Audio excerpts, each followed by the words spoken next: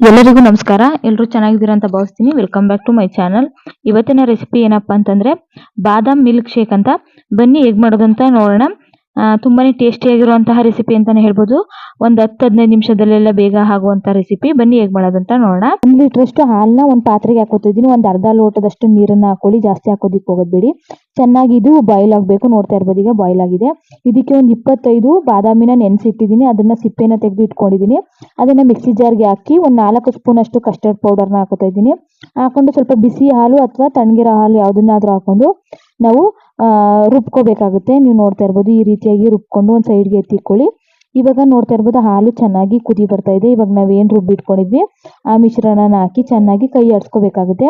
ನೀವು ಅವಾಗ ಈ ರೀತಿ ತಿರುಗಿಸ್ತಾ ಇರಬೇಕು. ಇಲ್ಲಾಂದ್ರೆ ಕಸ್ಟರ್ಡ್ ಪೌಡರ್ ಹಾಕಿರೋದ್ರಿಂದ ಬೇಗನೆ ಗಟ್ಟಿ ಆಗ್ಬಿಡುತ್ತೆ ಮತ್ತೆ ತಳನೂ ಹಿಡಿದು ಬಿಡುತ್ತೆ. ಸೊ ಹಂಗಾಗಿ ಲೋ ಫ್ಲೇಮ್ ಅಲ್ಲಿ ಇಟ್ಕೊಂಡು ನಾವು ಈ ರೀತಿ ತಿರುವಾಕೋತಾ ಇರಬೇಕು. ನೋಡ್ತಾ ಇರ್ಬೋದು ಕುದಿತಾ ಆಲ್ಮೋಸ್ಟ್ ಸ್ವಲ್ಪ ಗಟ್ಟಿ ಆಗ್ತಾ ಬರುತ್ತೆ. ಇವಾಗ ಒಂದು ಅರ್ಧ ಕಪ್ ಅಷ್ಟು ಸಕ್ಕರೆನ ಹಾಕೋತಾ ಇದ್ದೀನಿ.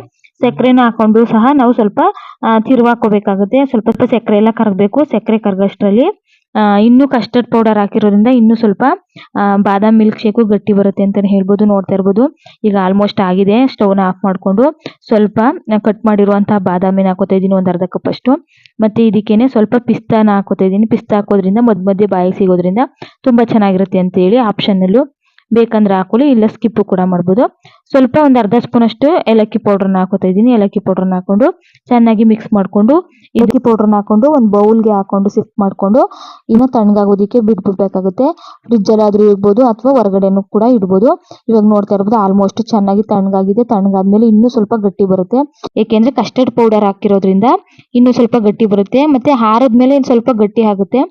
ನೋಡ್ತಾ ಇರ್ಬೋದು ಯಾವ ರೀತಿಯಾಗಿ ಕಲರ್ ಬಂದಿದೆ ಅಂತ. ತುಂಬಾನೇ ಒಳ್ಳೆ ಕಲರ್ ಬಂದಿದೆ ಅಂತ ಹೇಳ್ಬೋದು. ಇವಾಗ ಗ್ಲಾಸ್ಗೆ ನಾನು ಸರ್ವ್ ಮಾಡ್ಕೊತಾ ಇದ್ದೀನಿ. ಮೇಲ್ಗಡೆ ಸ್ವಲ್ಪ ಬಾದಾಮಿ ಮತ್ತೆ ಪಿಸ್ತಾನ ಹಾಕೋತಾ ಇದ್ದೀನಿ. ನೀವು ಕೂಡ ಇಷ್ಟ ಪಡ್ತೀರಾ ಈ ಬಾದಾಮಿ ಮಿಲ್ಕ್ ಶೇಕ್? ಏನಾದ್ರು ನಿಮ್ಗೆ ಇಷ್ಟ ಆಗಿದ್ರೆ ಲೈಕ್ ಮಾಡಿ, ಶೇರ್ ಮಾಡಿ, ಕಮೆಂಟ್ ಮಾಡಿ. ಮತ್ತೆ ಸಿಗ್ತೀನಿ ಮುಂದಿನ ವಿಡಿಯೋ ಜೊತೆಗೆ. ಅಲ್ಲಿವರೆಗೂ ಎಲ್ಲರಿಗೂ ಧನ್ಯವಾದ.